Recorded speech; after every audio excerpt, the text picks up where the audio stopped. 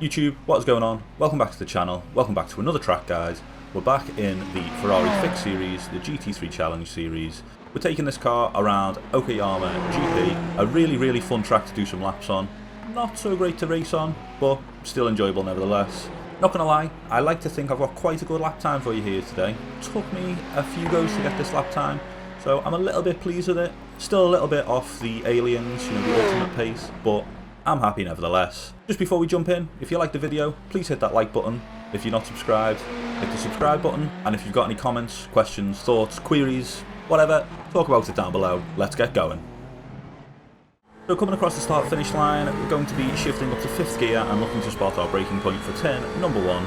There's a couple of braking references that we can use for turn number 1. First of all, you have the nice Dunlop bridge over our heads. As soon as your car gets past that, that's when you start to brake. You have the 100 meter board on our left here, and you also have these tyre markings from where people have hit the brakes. Honestly, I use a combination of the Dunlop bridge and the tyre marks as my braking point. They're not exact, you need to brake before the tyre marks and after the Dunlop bridge. However, in that general zone, that's where you brake. We're going to be dropping the car down to 2nd gear. Initially, we brake fairly hard, but then slowly bleed off the brakes as we turn in. Again, the more you turn, the less you brake. It's that classic trail braking mentality that you need on iRacing. Your goal is to get the car to connect with the curb on the inside. Then we apply the power and the car will naturally drift on out to the left-hand side of the track. So we need to sweep all the way back to the right-hand side so we get a nice run through turn number 2. You want to brake and turn in at the same time, and initially I brake around 30%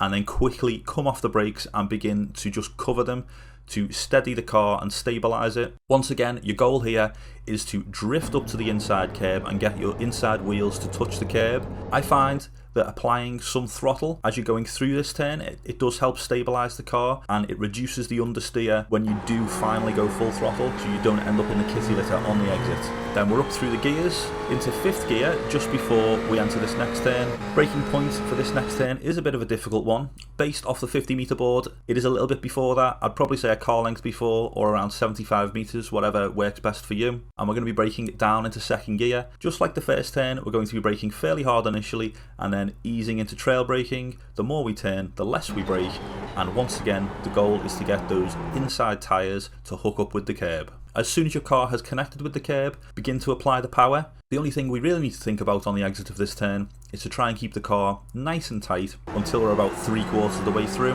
The car is going to naturally drift over to the left hand side of the track anyway. Initially, you just need to keep it tight. Now we've got a nice long straight to get up into 5th gear as we head into a very difficult hairpin. If you're in a race, this is going to be one of the major overtaking points, so getting your braking point right is essential. Fortunately, the 100 meter board is pretty spot on, so we're braking hard at the 100 meter board all the way down to 1st gear, keeping the car to the extreme left hand side of the track until this point. Then we begin to turn in. As with every other turn on this track, our goal is to get our car hooked up with the curb on the inside of this turn. If we just hold it here, you'll notice I'm about 50% of the way through the turn. I'm just starting to apply the power.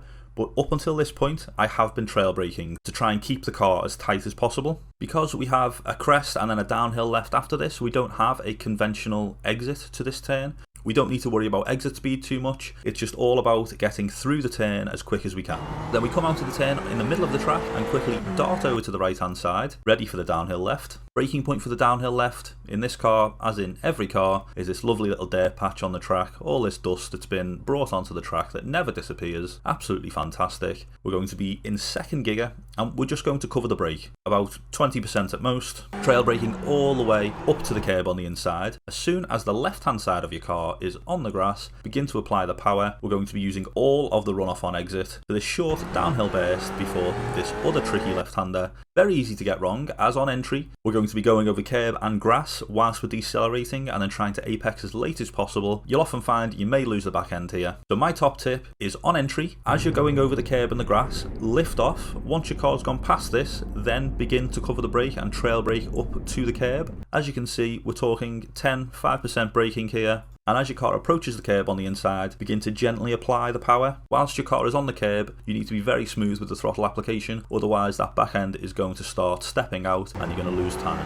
As you can see, I use all the track and then some on exit, and then we're already into the last section. We've got 2 hairpins coming up, very tricky. For the first one, I like to brake at the 50-metre board. We're going to be braking from 3rd gear down to 1st, and just like every single other turn on this track, our goal is to get the car hooked up with the curb on the inside, and as soon as your car is on the curb, you begin to apply the power, keeping it nice and smooth until you're off the curb, then you can really stamp on it. Leave it in 1st gear in between these 2 hairpins. Just as you're about to rev out in 1st gear, that's when you begin to brake for the 2nd hairpin. Again, similar to the 1st hairpin, just keeping it nice and tight on the curb, get on that power early, and really nail the exit, using all the track on exit. Into the 2nd last turn, we've got a small crest just before the right-hander. I like to turn in at this crest, then lift off the power to get a bit more rotation, and then stamp back on it, as we once again hook up with the curb on the inside. You need to be careful on corner exit, as you can get dragged out into the dirt. The curb sort of disappears on you, and it's at this point where you need to brake for the last turn. If you're braking, the curb disappears, you brake on the dirt, you can very easily spin out in this car, so just bear that in mind.